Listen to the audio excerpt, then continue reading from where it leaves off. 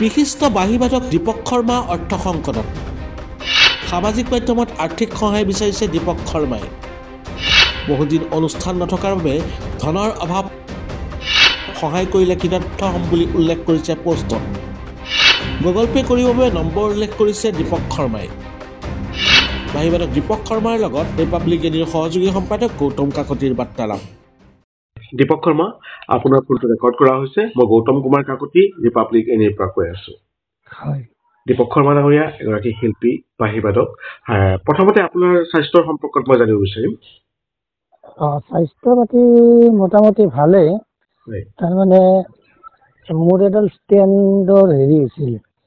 infection এটা হৈছিল এইটো দিল্লীত দুবাৰো গ'লো যাই ভাল কৰি আনিছোঁ এতিয়া সমস্যাৰ ভিতৰত এই মোৰ অকণমান বিলিৰুবিনটো বাঢ়ি আছে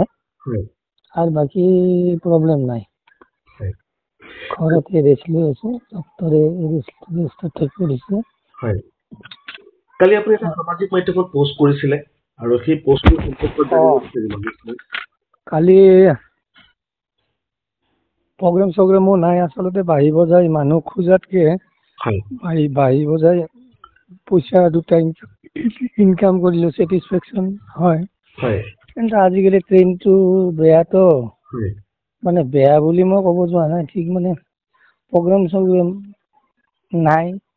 ল'ৰাও পঢ়াব লাগে অলপ টান আৰু সেনেকুৱা সেইকাৰণে বস্তু আৰু লাজ নকৰাকে দি দিছো আৰু নাই লাজৰ কথা নহয় আচলতে কিন্তু যিটো সমস্যাত পৰিছে আপোনাৰ নিচিনা শিল্পীসকলে আপুনি এজন অসমৰে নহয় বিশ্ব দৰবাৰত আপোনাৰ এজন সুখ্যাতি আছে তেনে এজন শিল্পীয়ে এনেদৰে বিচাৰিব লগাটো হোৱাটো বা অসম চৰকাৰে ব্যৱস্থা কৰিছেনে নাই এই মুহূৰ্তলৈ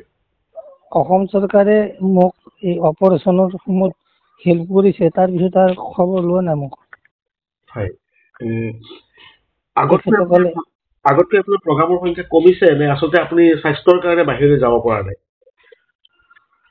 নহয় মই আহিলো নিজৰ পইচাই দি যি আছিল জমা জৰি খতম কৰি কাকো নোকোৱাকে কিন্তু বৰ্তমান আৰু খোৱা লোৱাটো মানে কষ্ট মানে প্ৰটিন খাব দিয়েতো লিভাৰৰ আৰু ঔষধবিলাকৰ বিৰাট দাম ল'ৰা পঢ়াব লাগে এই আধাতেতো তাক এৰাবও নোৱাৰো আৰু চৰকাৰেও যদি মোক চালে তেন্তে